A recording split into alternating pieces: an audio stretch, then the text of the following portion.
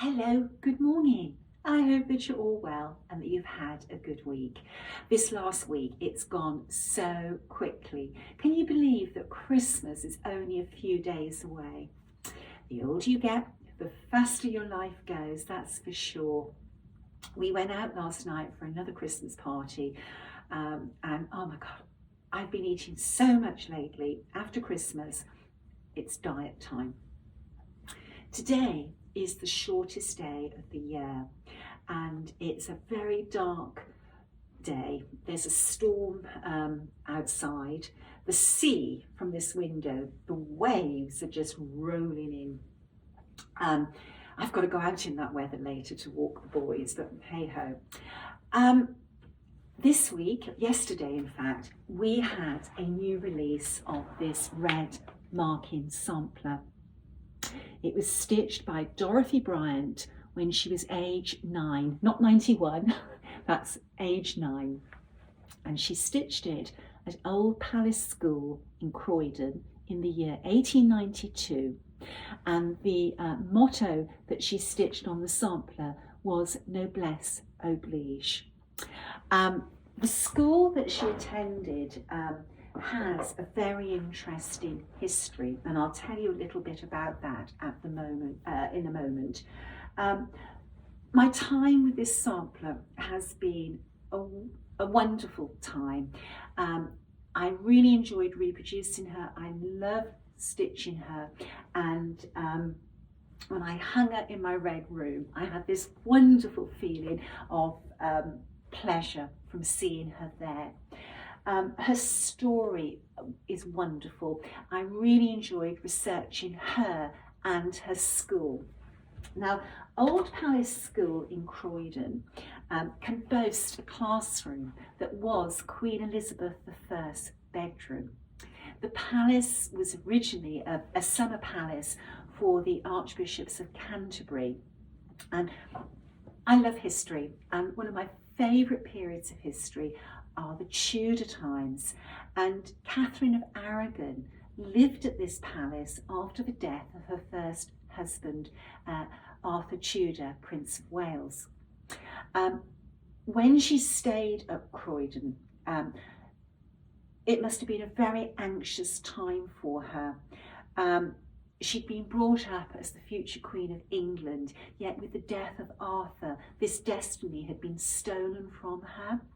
When she was at that palace, which was for 7 years, it must have been very stressful for her. She didn't know what her future was going to be. Okay, I'm sort of digressing there with Catherine of Aragon. The palace was rescued by the Duke of Newcastle in 1887 after it had deteriorated over many years, and he gifted the palace to the Sisters of the Church, who began using it in 1889, 3 years before Dorothy stitched her sampler. They used it as a school for girls, and the school had a strong sense of self-worth and simultaneous efforts to contribute to the community, and I think that's reflected in the motto Noblesse Oblige. Now, we know that Dorothy excelled at school because when she finished her education, she entered the civil service. Now, the civil service, I'm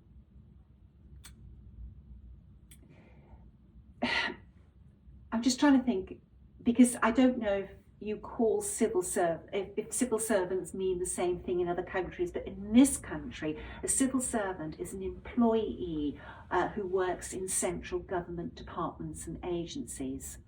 Now, the British government did not employ women in the civil service until 1869, when it came about that the post office purchased the inland telegraph industry, and the telegraph industry had female employees. So these employees accidentally came into the civil service. They very quickly realised that women, are you wet? No, Daddy hasn't let you out.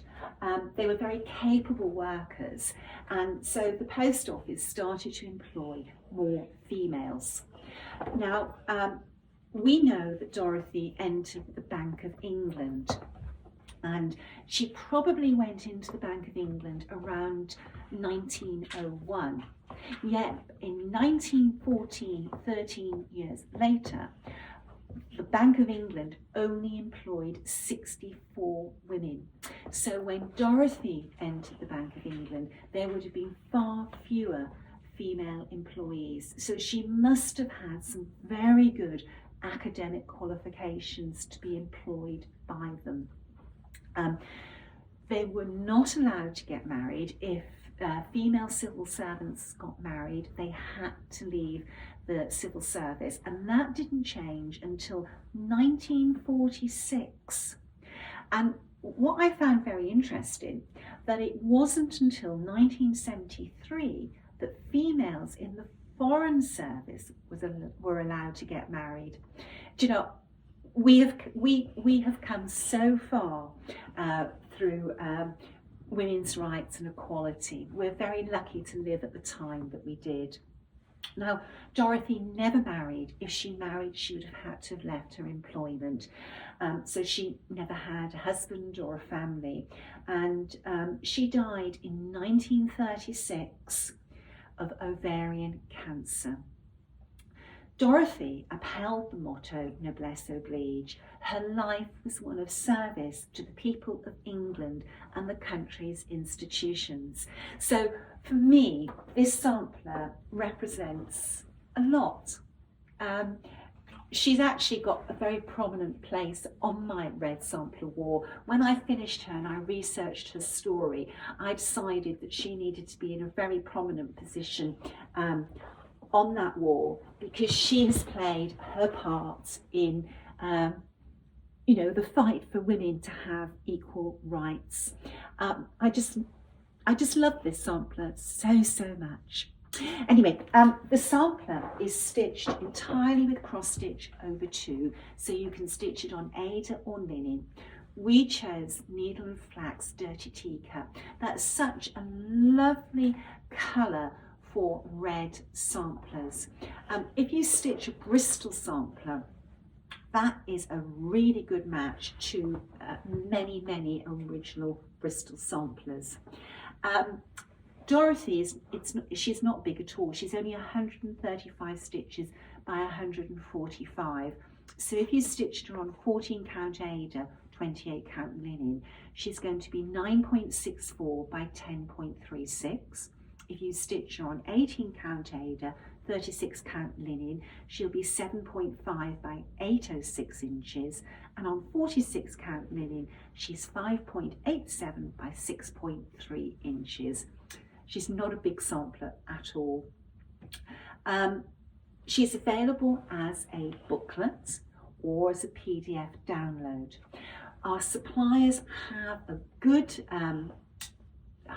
our distributors, I should have said, have a good supply of the booklets. They have arrived, and I do know that the Attic Needleworks, Hobby House Needleworks and A Stitch in Time in Tasmania all have the booklets in their stores at the moment.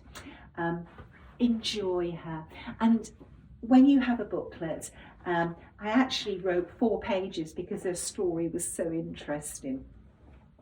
Okay, we actually have 2 more new products which are available on our website today.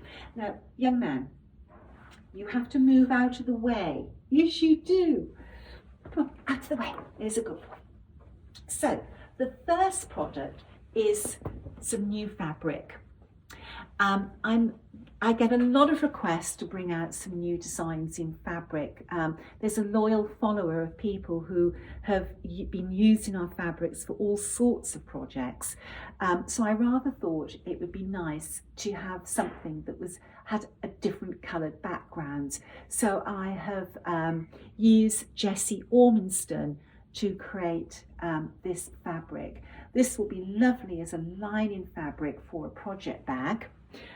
Or for a project bag itself. It lends itself to all types of uses. It's available as a fat quarter or in full metre lengths. We can go from 1 metre up to 40 metres on a roll. But you can do a lot with a fat quarter. So I then did another design for fabric, and this is another Jessie. This is Jessie Stewart. I don't know how the colours are showing, so what I'll do, I'll actually pop some photographs of the samplers into this video so you can actually see the true colours. I was particularly pleased with how Jessie Stewart came out, because the fabric is almost three-dimensional. You can pick up that lovely satin stitching and Algerian eyelets in that dividing band, and then the roof of the house, those satin stitches are really popping. So the fabric works in different orientations. The samplers are laid out in a herringbone fashion, which works so well on fabric. So those two new fabric designs are available on my website now. I thought I would show you another red sampler. In my red room, it's predominantly samplers that I've stitched, but a few of my friends have contributed towards my red room as well, which touches me greatly. My needlework journey is not about me, it's about the sisterhood of needlework. So to have other people stitching in my room means a lot to me. And a friend stitched this for me, sampler stitcher, so it's absolutely perfect to hang in a room that's just full of red samplers. Beautiful frame on this one as well. I have one more sampler to show you, and this is one that I purchased off eBay. I'm not going to reproduce it. I purchased it because I wanted to give it a home. And here we go. There's no name on the little sampler, but it's so pretty. A lot of work has gone into this. Now, I think this is probably in the first half of the 20th century, but there's nothing to indicate a date on there. It's been wonderful studying this sampler and how different stitches have been used to create this wonderful texture and shapes on the sampler. So pretty. Love these little flower petals. And this row here, gorgeous. Really, really lovely. I'm going to have it taken out of this mount and framed, and I'll probably pop this in a bedroom. There's a few bedrooms where those colours will work very, very prettily. It's lovely studying needlework.